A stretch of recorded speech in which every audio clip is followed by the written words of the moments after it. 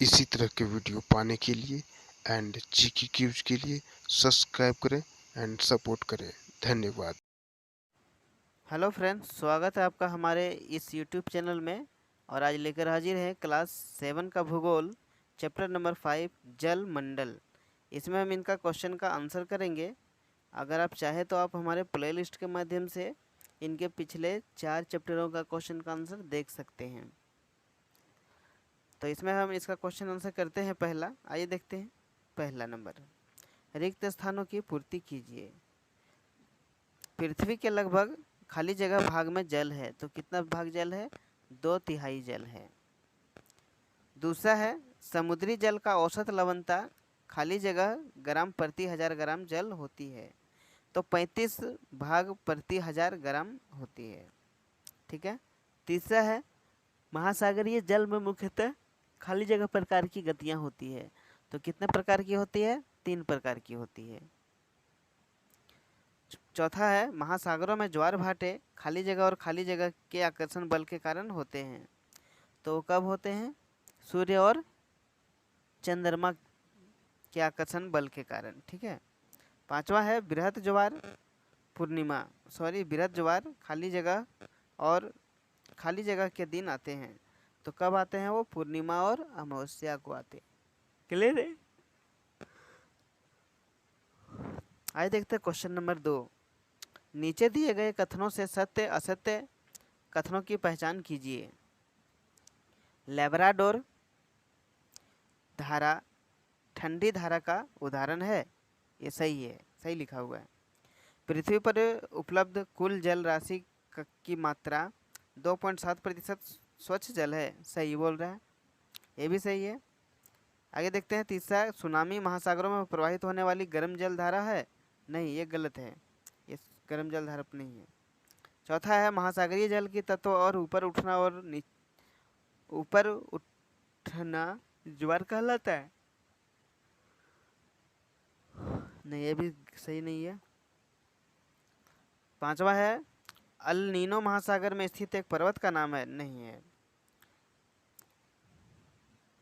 आइए देखते हैं क्वेश्चन नंबर 3 कि निम्नलिखित प्रश्नों का उत्तर एक वाक्य में दीजिए। 2-3 वाक्य भी हो सकता है।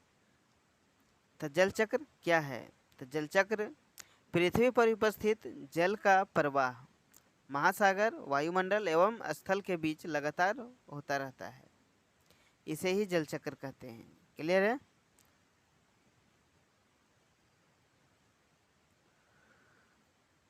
दूसरा देखते हैं, लवणता से आप क्या समझते हैं?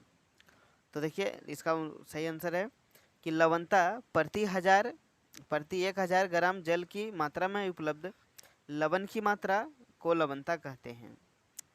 समुद्री जल की लवणता 35 ग्राम प्रति 1000 ग्राम जल है। ठीक है। तीसरा है, महासागरीय जल की विभिन्न गतियों के नाम लिखिए।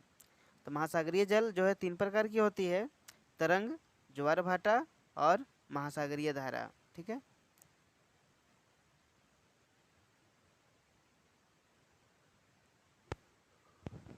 अगला है, पृथ्वी से चंद्रमा की अधिकतम और निम्नतम दूरी क्या है?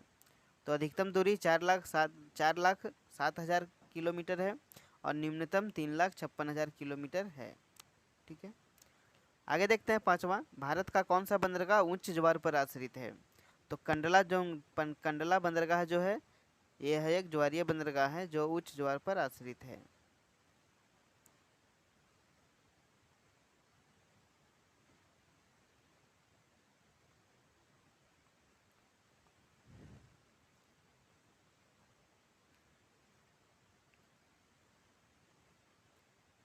चौथा नंबर है कि लघु उत्तरीय क्वेश्चन प्रश्न, पृथ्वी पर जल के वितरण को समझाइए। तो देखते हैं कि पहला, महासागर में जो है सो 97.3% है, हिमानी जो है 2% है, भूमिगत जल है 0.68% और झीलों का अवलंबन जल है 0.009%। वहाँ है स्थलीय समुद्र एवं नमकीन झीलें जो है 0.009% है ये भी। और विध्वंस जो है वो 0.0019% है और बाकी अन्य 0.0001% है। टोटल मिलाकर कुल 100% है। ये है, ठीक है। दूसरा देखते हैं कि समुद्री तरंगे क्या है, ये किस प्रकार उत्पन्न होती है। तो लहरें आमतौर पर हवा के कारण होती है। हवा से चलने वाली लहर या सतही लहरें हवा और सतही पानी के बीच घर्षण बनाने लगी है। जब हवा समुद्र और झील की सतह पर बहती है तो लगातार होने वाली गड़बड़ी से लहरों का शिखर बनता है। इस प्रकार की लहरें खुले समुद्र और तट के किनारे वैश्विक स्तर पर पाई जाती है। तीसरा है सुनामी से आप क्या समझते हैं। तो सुनामी एक समुद्री लहर है जो समुद्र के आसपास और उसके नीचे आने वाले बड़े भूकंपों, विस्फोटों और भूकंपों के कारण उत्पन्न होते हैं। आगे देखते हैं चौथा, ज्वार भाटा क्या है, ये कैसे उत्पन्न होते हैं। अगर आप चैनल पर नए हैं तो चैनल को सब्सक्राइब करें, वीडियो को लाइक करें और हमें सपोर्ट करें इसी तरह के वीडियो एंड जीके क्यूज के लिए। ज्वार भाटा क्या है, तो यह जो है महासागरीय जल का ऊपर उठना और गिरना ज्वार भाटा कहलाता है। सूर्य और चंद्रमा के शक्तिशाली गुरुत्वाकर्षण बल के कारण महासागरों में ज्वार भाटे आते हैं। ज्वार की उत्पत्ति के लिए प्रमुख उत्तरदायी कारक जो है, कारकों में से चंद्रमा का नज़दीक के होना है।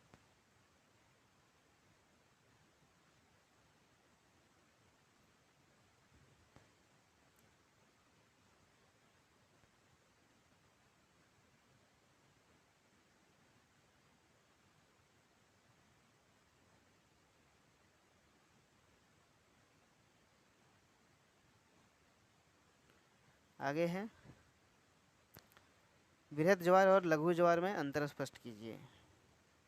तो बृहद ज्वार पूर्णिमा और अमावस्या के दिन सूर्य और चंद्रमा एवं पृथ्वी तीनों एक सीधे में होते हैं, तो चंद्रमा की आकर्षक शक्ति के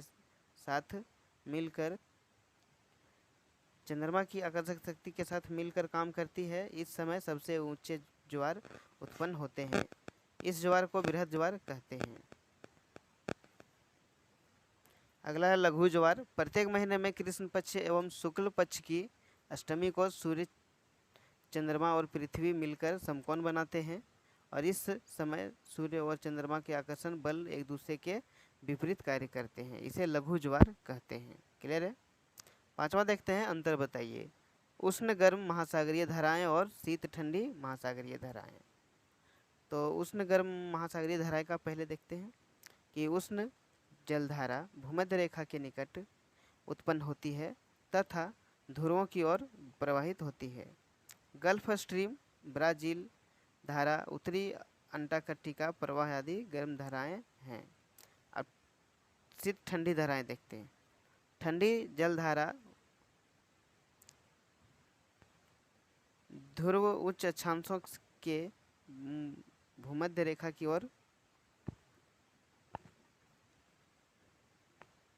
प्रवाहित होती है, जैसे कैलिफोर्निया धारा, लेब्राडोर धारा, पार्कलैंड धारा आदि ठंडी धाराएं हैं। ठीक है।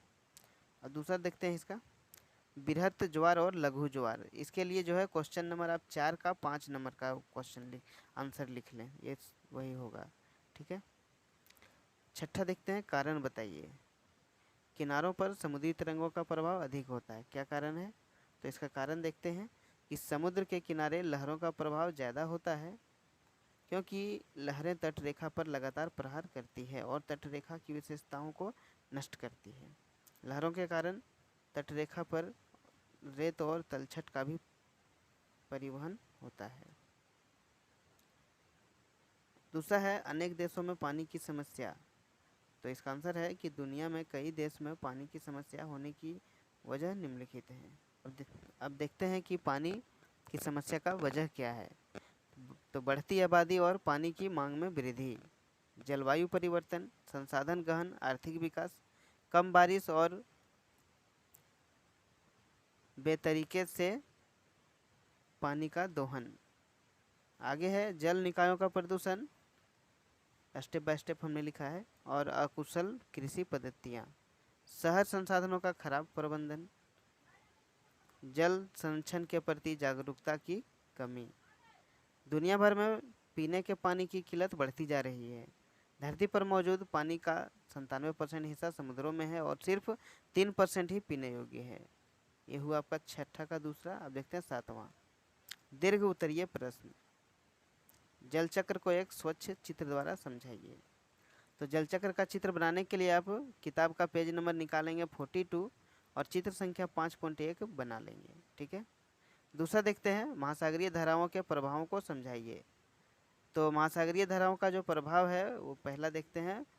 महासागरीय धाराएं किसी क्षेत्र के तापमान को प्रभावित करती है। गर्म धाराओं से स्थलीय तट का अपमान अधिक तथा ठंडी धाराओं से तापमान कम होता है। अगला स्टेप, जिस स्थान पर गर्म एवं ठंडी जलधाराएं मिलती है वह स्थान विश्व का सर्वोत्तम मत्स्य क्षेत्र माना जाता है। उत्तरी अंटार्कटिक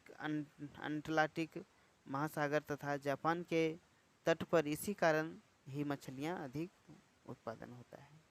तीसरा स्टेप है कि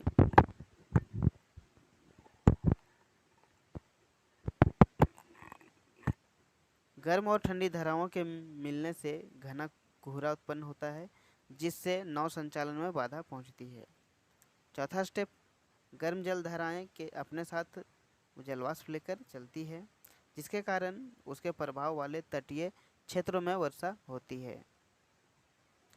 7 का तीसरा देखते हैं कि पृथ्वी की 2/3 भाग में जल है, फिर भी प्रत्येक ग्रीष्म ऋतु में पानी की समस्या क्यों होती है। तो देखिए इसका सटीक आंसर है कि ज़्यादातर पानी खारा है। पृथ्वी पर मौजूद पानी का 97% हिस्सा समुद्रों में खारा पानी है जो पीने के लिए इस्तेमाल नहीं किया जा सकता। ठीक है। दूसरा स्टेप, ज़मीन के नीचे पानी की मात्रा सीमित है। ज़मीन के नीचे पानी पठारों या पत्थरों के गैप में रहता है जिसकी मात्रा सीमित है। ये भी सही बोल रहा है, इसलिए तो पानी की समस्या अधिक हो रही है। पानी का दुरुपयोग, उद्योगों की तेज़ी से बढ़ती जनसंख्या, बढ़ती आबादी, सिंचाई की ज़रूरतों में बढ़ोतरी और कुप्रबंधन के कारण पानी की कमी।